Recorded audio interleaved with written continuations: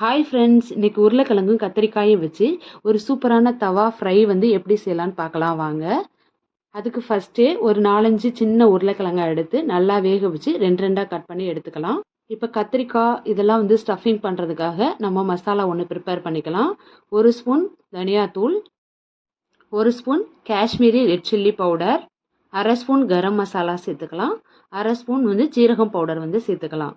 லைட்டாக புளிப்பு சுவைக்காக mango powder வந்து ஒரு 1/2 ஸ்பூன் வந்து சேர்த்துக்கலாம். 1/2 ஸ்பூன் உப்பு சேர்த்துக்கலாம். இது எல்லா ஸ்பைசஸையும் நல்லா மிக்ஸ் பண்ணி எடுத்துக்கலாம். இந்த மேங்கோ பவுடர் வந்து ஆப்ஷனல் தான், தேவைன்னா யூஸ் பண்ணிக்கோங்க. இருந்தால் இல்லைன்னாலும் பரவாயில்ல, நல்லா தான் இருக்கும். இப்போ நம்ம கட் பண்ணி வச்சுருக்க வெஜிடபிள்ஸ் இருக்கு இல்லையா, அதில் கத்திரிக்காயில் நம்ம மிக்ஸ் பண்ணி வச்சுருக்க இந்த மசாலாவை வந்து ஸ்டஃப் பண்ணிடலாம்.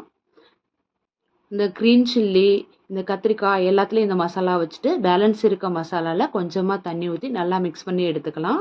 இது நம்ம ஃப்ரை பண்ணுறப்ப ஆட் பண்ணிக்கலாம். இப்போ தவாவில் ஒரு 2 ஸ்பூன் அளவுக்கு எண்ணெய் சேர்த்துக்கலாம். 1 ஸ்பூன் ஜீரகம் சேர்த்துக்கலாம். இதில் ஒரு பெரிய வெங்காயத்தை சின்ன சின்னதாக கட் பண்ணிவிட்டு இதில் சேர்த்துக்கலாம். இப்போ பூண்டு பற்கள் ஒரு 8 போல் சேர்த்துக்கலாம். இந்த பூண்டும் இந்த வெங்காயமும் நல்லா பொன்னிறமாக நல்லா வதங்குற வரைக்கும் வதக்கிக்கலாம். பூண்டு ஏன் சேர்க்குறோன்னா, நம்ம உருளைக்கிழங்கு போடுறதுனால வாயு கோளாறு எதுவும் வரக்கூடாதுன்னு நம்ம சேர்த்துக்கிறோம். இப்போ ஸ்டஃப் பண்ணி வச்சுருக்க க்ரீன் சில்லியே சேர்த்துக்கலாம். அதே மாதிரி வெங்காயத்தை பெருசு பெருசாக கட் பண்ணி இது கூட சேர்த்துக்கலாம். இந்த மிளகாய் இந்த 1 நிமிஷம் நல்லா இந்த ஆயிலே நல்லா குக் ஆகட்டும். அதுக்கப்புறம் நம்ம ஆனியன் சேர்த்துக்கலாம். மிளகாயோட சீடு எடுத்ததுனால காரமாக இருக்காது. ஆனியன் வந்து கொஞ்சம் பெரிய பெரிய பீஸாகவே போட்டுக்கலாம், நல்லா இருக்கும் சாப்பிட்றதுக்கு. இப்போ கத்திரிக்காய் முழுசாகவே இருக்கட்டும். இது நல்லா வந்து ஆஃப் குக் ஆனதுக்கப்புறமா நம்ம உருளைக்கிழங்கு சேர்த்துக்கலாம். ஒரு 5 நிமிஷம் நல்லா இந்த கத்திரிக்காய் வந்து இந்த எண்ணெயிலே நல்லா வதங்கட்டும்.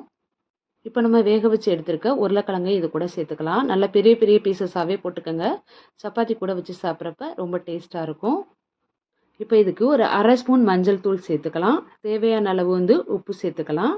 ஒரு 1/2 ஸ்பூன் அளவுக்கு உப்பு சேர்த்துக்கோங்க. ஃபைனலாக நம்ம உப்பு செக் பண்ணி பார்த்துட்டு பத்தலைனா கூட சேர்த்துக்கலாம். உப்பு அதிகமாயிட்டா டேஸ்ட்டே தெரியாது.